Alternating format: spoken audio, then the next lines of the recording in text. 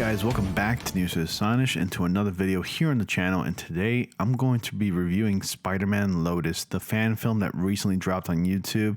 Definitely check it out. I think it serves as a pretty decent movie, and I think it's quite a love letter to an extent, and I think I'm being quite generous when I use that term. I think it's quite a love letter to the Amazing Spider-Man comic books. So if you're a fan of the comics, then I think you will enjoy this movie. But then again, this movie does have its problems, and I'm here to address that. So if you're interested in watching more videos here on the channel, then definitely be sure to subscribe because it really helps out the channel.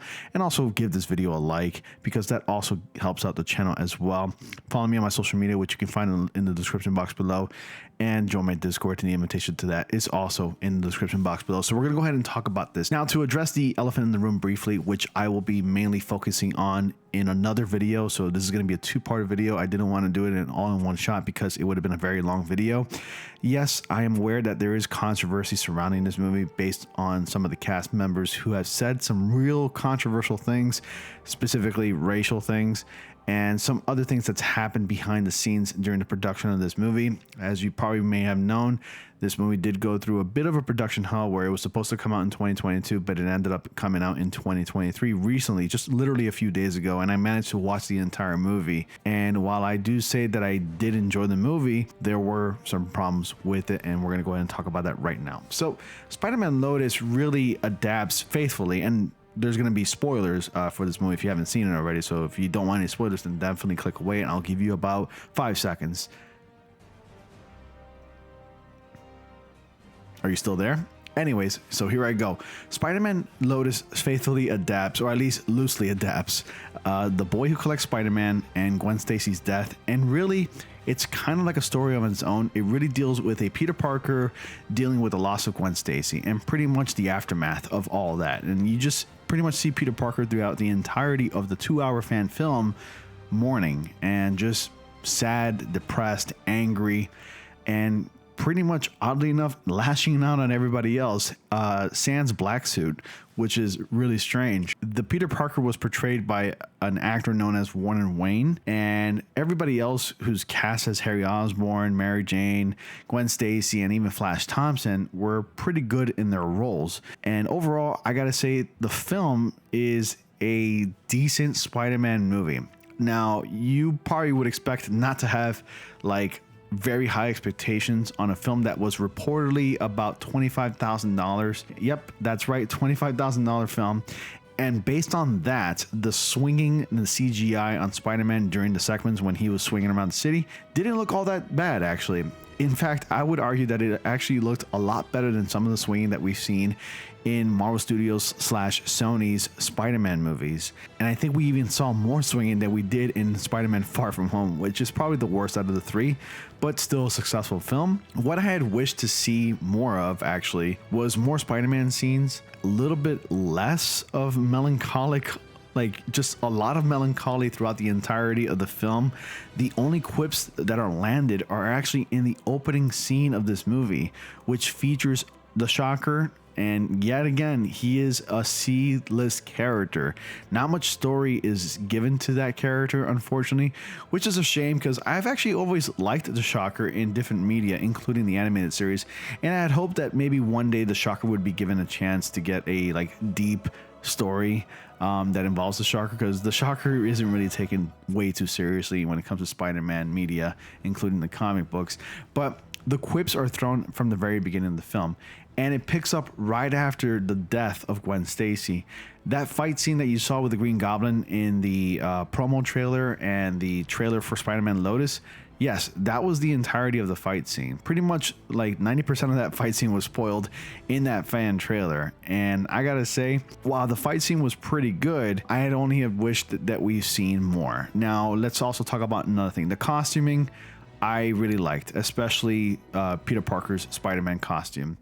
It looked fantastic. It looked amazing, pun intended. And it really did look like a kid actually made it. And I think it really is on par with like high quality Party City costumes. And I think this is something that I would see a lot of people cosplaying in because of the way it looks.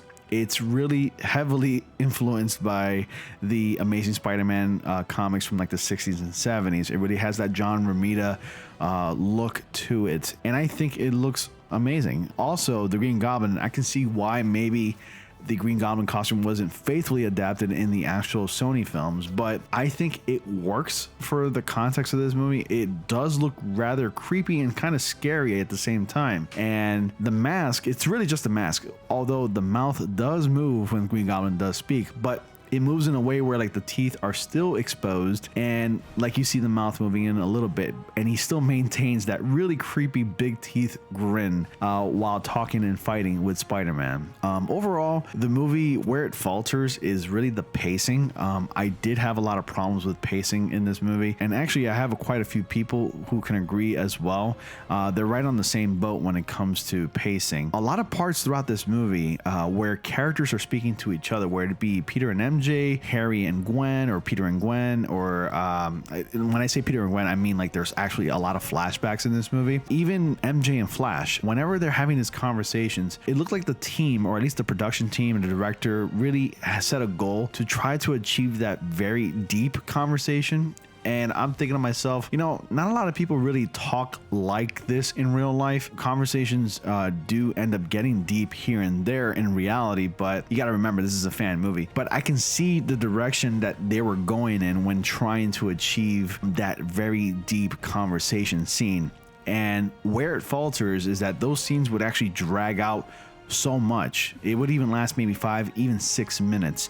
And in a movie, whether you're watching any movie in the theaters or whatever, a conversation in the last 5-6 minutes can seem like an eternity. It really did feel a bit boring at times, actually, with every conversation. It had me going like, okay, let's go ahead and get back to Peter Parker or Spider-Man, and let's see some more Spider-Man scenes and see some more Spider-Man stopping some thugs or something. Let's see some action. But no, it never really amounted to that. One of the things that I wasn't expecting, there were a lot of flashbacks. Right from the get-go, from the very beginning of this movie, you already had learned that Gwen Stacy had already been dead. I thought that was kind of an interesting approach, but I think I would have handled it a little bit differently, since they were actually obviously adapting the death of Gwen Stacy from the comics. And of course, they were adapting The Boy Who Collects Spider-Man, one of my personal favorite stories from the comics. And that boy is in the film as well. This movie, I guess the moral of this film, no matter what you got going on, no matter how tough life gets, no matter what's putting you down, you always have to pick yourself right back up. Look for that little sliver of hope, and everything will be all right if you remain optimistic. This film does that pretty well, and especially towards the end, Spider-Man yet again picks himself right back up. He is that friendly neighborhood at the very end of the movie. All the people in his lives, including this little boy who's terminally ill, is trying to bring some sort of like sense of hope back into Spider-Man so he can go ahead and continue in being the hero that he wants to be, because Peter Parker Spider-Man is really close to retiring after Gwen's death because he feels like he's lost everything. They handled that in a way that was pretty good, but not exactly the way I had hoped for them to handle it, if that makes any sense. I think this film didn't execute its message 100%, but it didn't do it like horribly either.